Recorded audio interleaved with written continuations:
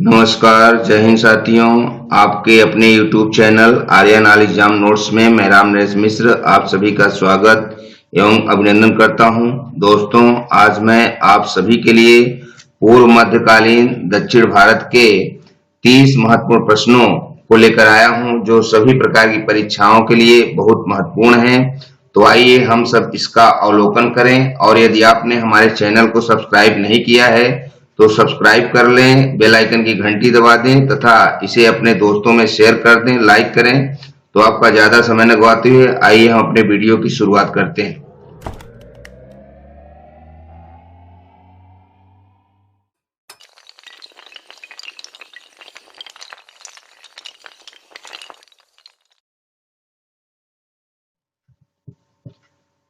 दोस्तों, इस वीडियो में हमने दक्षिण भारत के प्रमुख राजवंश पल्लव, राष्ट्रकूट, चोल एवं पांड्य से संबंधित विभिन्न प्रश्नों को इस वीडियो में चयनित किया है, जो आप लोगों के लिए बहुत ही महत्वपूर्ण है। तो आइए हम अपने वीडियो की शुरुआत करते हैं। हमारा पहला प्रश्न है, पल्लव वंश का अंतिम शासक कौन था? तो दिए गए ऑप्शन में हमारा ऑप्शन डी सही है, अपराजित वर्मन। दोस्तों, हम आपको बता दें कि पल्लव वंश का अंतिम महत्वपूर्ण शासक अपराजित वर्मन 880 से 903 ईस्वी तक था। अपराजित के बाद नंदीवर्मन चतुर्थ तथा कंपवर्मा का उल्लेख मिलता है। प्रश्न 2, राष्ट्रकूट साम्राज्य का संस्थापक कौन था? तो यहाँ हमारा दिए गए ऑप्शनों में ऑप्शन बी सही है, दंतिदुर्ग। राष्ट्रकूट साम्राज्य का संस्थापक दंतिदुर्ग था, जिसने 8वीं शताब्दी के मध्य 752 ईस्वी में चालुक्य शासक कीर्तिवर्मन को पराजित करके स्वतंत्र राज्य की स्थापना की और इसने अपनी राजधानी मान्यखेत में बनाई। प्रश्न 3, निम्नलिखित में से कौन गंगैकोंड की उपाधि से सम्मानित था? तो हमारा दिया गया ऑप्शन बी सही है, राजेंद्र प्रथम। दोस्तों, चोल साम्राज्य का उदय 9वीं शताब्दी में हुआ। इस साम्राज्य की स्थापना विजयालय ने की थी। उसने तंजौर पर अधिकार करके नरकेसरी की उपाधि धारण की और 985 ईस्वी में राजराज के राज्यारोहण के साथ चोल इतिहास की महानता का युग प्रारंभ हुआ। प्रश्न 4, निम्नलिखित में से किस शासक ने चीन में 2 बार व्यापारिक दूत मंडल भेजा था? तो इसका हमारा ऑप्शन सी सही है, राजेंद्र प्रथम। चीन के सांग राजवंश के अभिलेखों से ज्ञात होता है कि पहली बार चोल राजवंश से व्यापारिक प्रतिनिधि मंडल 1015 ईस्वी, दूसरी बार 1033 ईस्वी एवं तीसरी बार 1077 ईस्वी में चीन गया। प्रश्न 5, लंका को किसने जीता था? तो यहाँ हमारा ऑप्शन ए सही है, राजेंद्र चोल। चोल राजा राजेंद्र प्रथम ने सिंघल द्वीप या श्रीलंका विजय का कार्य पूर्ण किया था। यद्यपि राजराज प्रथम ने भी श्रीलंका पर आक्रमण कर वहां के कुछ प्रदेशों पर अपना अधिकार कर लिया था, किंतु संपूर्ण श्रीलंका पर उसका अधिकार नहीं हो पाया था। राजेंद्र प्रथम ने वहां के शासक महेंद्र पंचम को बंदी बनाकर चोल राज भेज दिया, जहां 12 वर्ष बाद उसकी मृत्यु हो गई। संपूर्ण श्रीलंका पर राजेंद्र का अधिकार हो गया था। प्रश्न 6, राष्ट्रकूट वंश का महान शासक कौन था? तो यहाँ दिया गया ऑप्शन हमारा बी सही है, गोविंद तृतीय। दोस्तों, हम आपको बता दें कि राष्ट्रकूट वंश का महान शासक गोविंद तृतीय था। इसने पल्लव, पांड्य, केरल तथा गंग राजाओं द्वारा बनाए गए संघ को ध्वस्त कर दिया था। प्रश्न 7, सूर्य मंदिर कहाँ है? तो दिया गया ऑप्शन हमारा सी सही है, कोणार्क। पुरी स्थित कोणार्क का विशाल सूर्यदेव का मंदिर नरसिंह देव वर्मन प्रथम चोड़गंग ने बनवाया था। यह मंदिर 13वीं शताब्दी का है तथा यह अपनी विशिष्ट शैली के लिए प्रसिद्ध है। इस मंदिर का आधार एक विशाल चबूतरा है। प्रश्न नंबर 8, पल्लवों के शासनकाल में शिक्षा का प्रमुख केंद्र था। तो हमारा दिया गया ऑप्शन ए सही है, कांची। पल्लवों के शासनकाल में कांची शिक्षा का प्रमुख केंद्र था। यहाँ का संस्कृत महाविद्यालय पूरे देश में प्रसिद्ध था, जहाँ अध्ययन करने के लिए लोग दूर दूर से आते थे। कदम नरेश मयूर शर्मा ने यहीं शिक्षा प्राप्त की थी। नालंदा के कुलपति धर्मपाल ने भी यहीं रहकर शिक्षा प्राप्त की थी। चीनी यात्री वेनसांग ने कांची की यात्रा की थी। वह लिखता है कि यहाँ 100 से अधिक बौद्ध विहार थे, जिनमें 10,000 भिक्षु निवास करते थे। प्रश्न 9, महाबलीपुरम के तथाकथित रथ शिल्प के साथ किसका नाम विशेष रूप से युक्त है।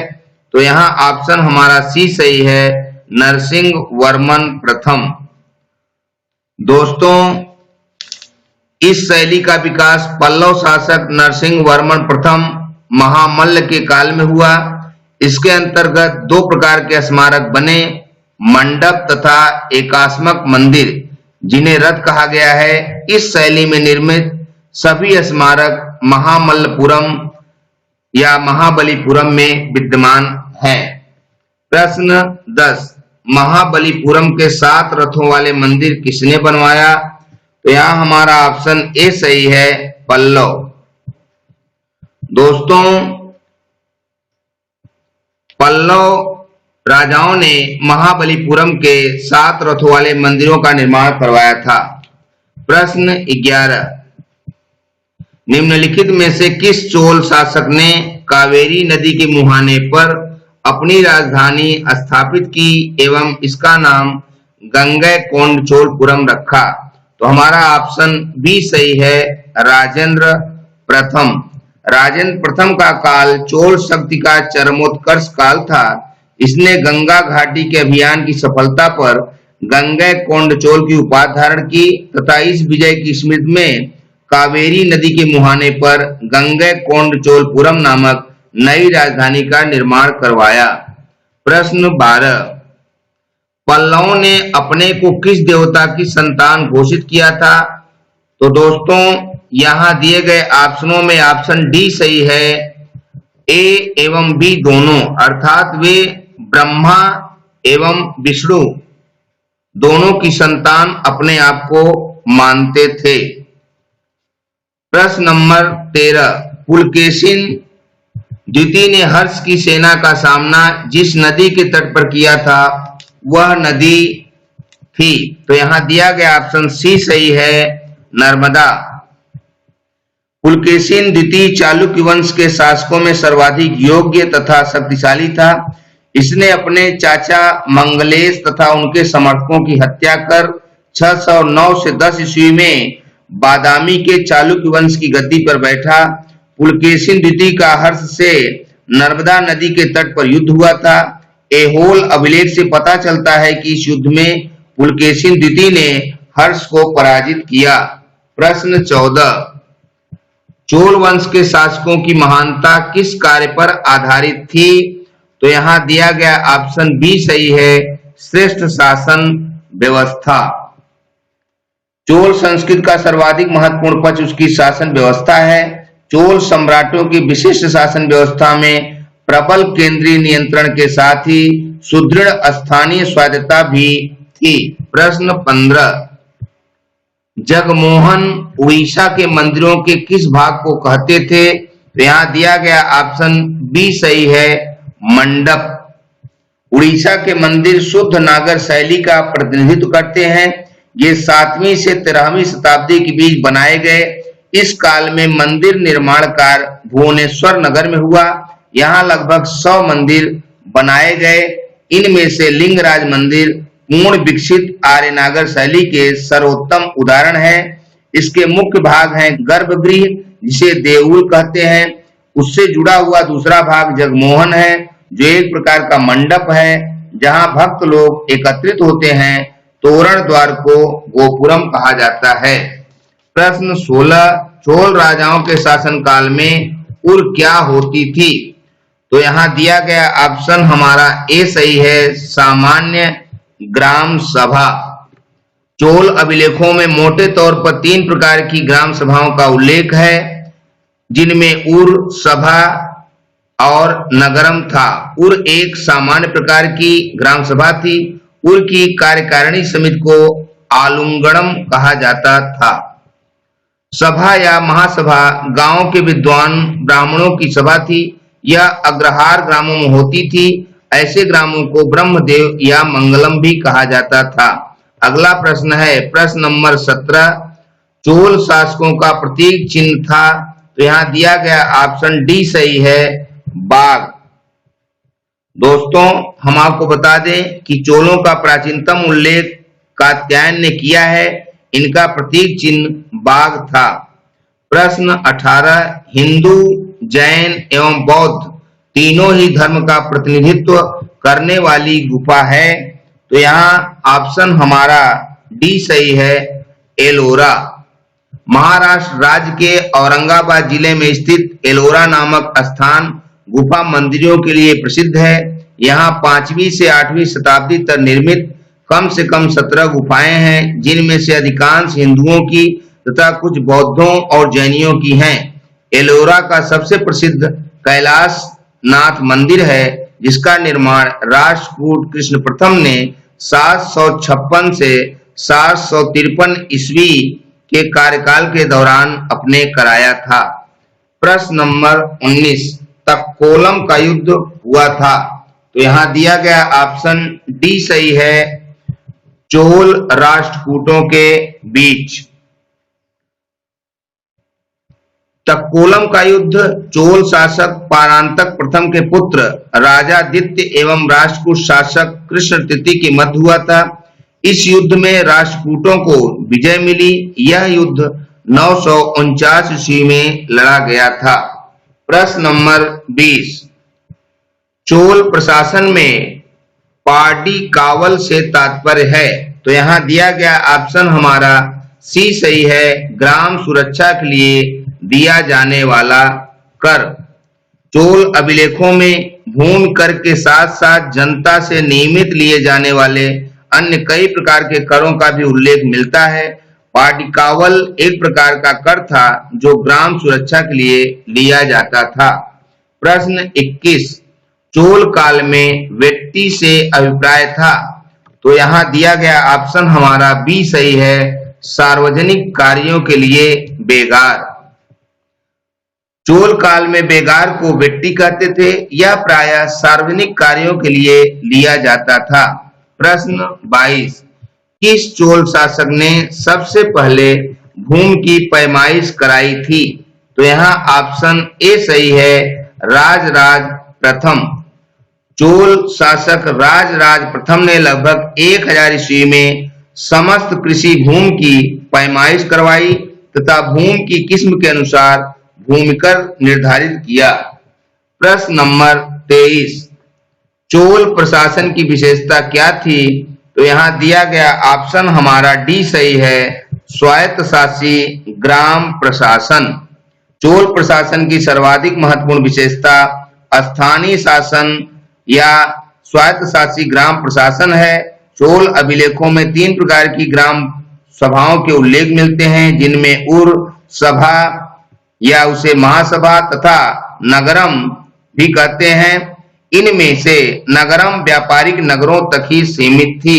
प्रश्न 24, निम्नलिखित चोल शासकों में किसने श्री विजय पर आक्रमण किया? तो यहाँ हमारा दिया गया ऑप्शन बी सही है, राजेंद्र प्रथम ने। श्री विजय को चीनी ग्रंथों में सन फोफसी के नाम से उल्लेखित किया गया है। यह सुमात्रा का आधुनिक फ्लेम्बंग नामक स्थान है। श्री विजय पर आक्रमण करने वाला चोल शासक राजेंद्र प्रथम था। श्री विजय के शासक को चोल अभिलेखों में कडारम का शासक कहा गया है। प्रश्न 25, किस चोल शासक ने पहली स्वर्ण मुद्रा जारी की थी? तो यहाँ ऑप्शन हमारा बी सही है, राजराज प्रथम। राजराज प्रथम वह पहला चोल शासक था जिसने सर्वप्रथम स्वर्ण मुद्रा जारी की थी। उत्तम चोल ने जो मुद्रा जारी की थी वह चांदी की थी। स्वर्ण मुद्रा के अतिरिक्त राजराज प्रथम ने चांदी एवं तांबे की मुद्रा भी जारी की थी। प्रश्न 26, चोल कालीन स्थानीय प्रशासन में सर्वसाधारण की सभा किसके अधीन होती थी? तो यहाँ दिए गए ऑप्शनों में हमारा ऑप्शन डी सही है, उर। दोस्तों, चोल अभिलेखों में दो प्रकार के गांवों की सभाओं का उल्लेख मिलता है, जिन्हें उर एवं सभा के नाम से जाना जाता है। उर सर्वसाधारण की सभा थी, जबकि महासभा ब्रह्मदेय अथवा ब्राह्मण बस्तियों की सभा थी। प्रश्न 27, एलोरा का कैलाश मंदिर किस वंश के शासक ने बनवाया था? तो यहाँ दिया गया ऑप्शन ए सही है, राष्ट्रकूट वंश। एलोरा का कैलाश मंदिर शैलकृत स्थापत्य का आश्चर्य माना जाता है। यह शिव मंदिर अपनी आश्चर्यजनक शैली के लिए विश्व प्रसिद्ध है। इसका निर्माण राष्ट्रकूट शासक कृष्ण प्रथम द्वारा अत्यधिक धन व्यय करके कराया गया था। प्रश्न 28,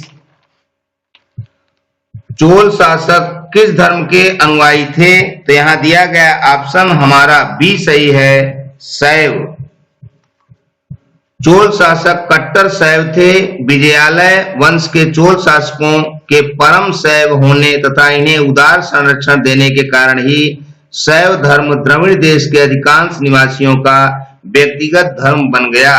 प्रश्न नंबर 29, तंजौर की प्रसिद्ध नटराज मूर्ति किसके समय की भारतीय कला की प्रमुख धरोहर है? तो यहाँ दिया गया ऑप्शन हमारा बी सही है, चोल। दोस्तों, चोल कलाकारों ने तक्षण कला में भी सफलता प्राप्त की है। उन्होंने पत्थर तथा धातु की बहुसंख्यक मूर्तियों का निर्माण किया। पाषाण मूर्तियों से भी अधिक धातु जो कि कांस्य मूर्तियों का निर्माण हुआ। सर्वाधिक सुंदर मूर्तियां नटराज अर्थात शिव की हैं, जो बड़ी संख्या में मिली हैं। इन्हें विश्व की श्रेष्ठतम प्रतिमा रचनाओं में शामिल किया जाता है। ये मूर्तियां प्रायः चतुर्भुज हैं। तंजौर की प्रसिद्ध नटराज की मूर्ति का सबसे अच्छा संबंध चोल काल से ही माना जाता है। प्रश्न 30, जो इस वीडियो का अंतिम प्रश्न है, चोल प्रशासन में उड़न कुट्टम नामक अधिकारी का क्या कार्य था? यहाँ दिया गया ऑप्शन इसमें से हमारा डी सही है, क्योंकि ऑप्शन ए है राजा के आदेशों को लिखना, बी है ग्राम सभा की बैठकों का आयोजन करना, सी है कर वसूल करना।